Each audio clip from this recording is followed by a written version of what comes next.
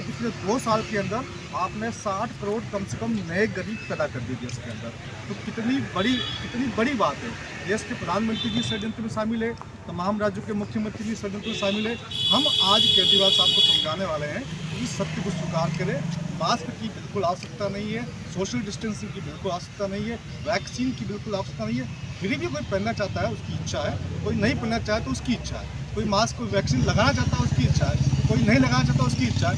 आप लोगों को जबरदस्ती क्यों कर रहे हैं? आज कल मेरे पास एक बच्चा आया था, वो कह रहा है कि मेरे टीचर ने कहा कि उसको इंटरनल असेसमेंट में नंबर नहीं मिलेंगे उसको।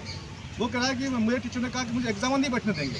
रिजल्ट देने से मना कर रहे हैं बच्चों को, बच्चों को ब्लैकमेल करके डराया जा रहा है। ये ब्लैकमेल करके बच्चों को डरा रहे हैं, जबरदस्ती वैक्सीन लगा रहे हैं, एग्जाम में नहीं बैठने देंगे बच्चों को। एग्जाम में डॉक्टर साहब हम बीमार हैं, ये बात तो हम ही को पता होती है ना। हाँ जी, तभी हम डॉक्टर के पास जाते हैं और ये हमें जबरदस्ती बीमार कर रहे हैं। मुंबई में घाट कोपर में एक 15 वर्ष की लड़की की डेथ हुई है।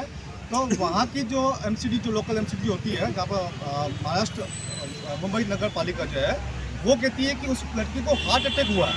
अब 15 साल की लड़की को हार्ट अटैक हुआ है, या मेडिकल साइंस में मैंने उनसे पूछा है।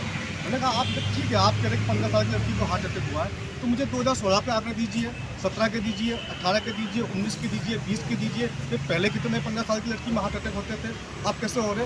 वैक्सीन लगाने से हमारे यंगस्टर्स को हार्ट अटैक हो रहा है और वो मर रहे हैं, पूरे देश के अंदर मर रहे हैं। इस प्रकार से लोगों को मास मर्डर किया जा रहा है। तो आज हम केजरीवाल साहब को समझाने वाले हैं कि इस मास मर्डर को जल्दी से जल्दी रोकें। अगर वो नहीं रोकेंगे तो उनके खिलाफ बहुत बड़ा आंदोलन दिल्ली में हम लोग शुरू करेंगे, क्योंकि हम लोग दिल्ली में रहते हैं, हम इस स्टेट में रहते हैं। तो हम अपने ही मुख्यमंत्री से आज मिलने आए हैं, उनसे रिक्वेस्ट कर रहे हैं। डॉक्टर साहब एक सवाल और आता है यहाँ पे कि कहा जा रहा है जो ओमिक्रॉन है ये एक तरीके से मतलब एक नेचुरली इम्यूनिटी दे रहा है, लेकिन दूसरी तरफ ये भी कहा जा रहा है कि आपको डोज लेना जरूरी है, आपको बूस्टर डोज भी आ गया, तो आपको उसमें क्या कहना है?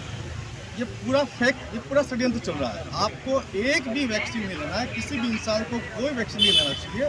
ये वैक्सीन के नाम पर अभी आपको ओमिक्रॉन कह रहे हैं। अगली बार फिर मैं आपको बताऊं, प्रधानमंत्री जी ने कहा है कि अगले वेरिएंट के लिए तैयार रहो। इसका मतलब ये होगा कि मार्च के अंदर या अप्रैल के अंदर आपका एक नया वेरिएंट और आने वाला है। फिर बोलेंगे जी ये वेरिएंट खतरनाक है, आपको वैक्सीन लेना बहुत जरूरी है।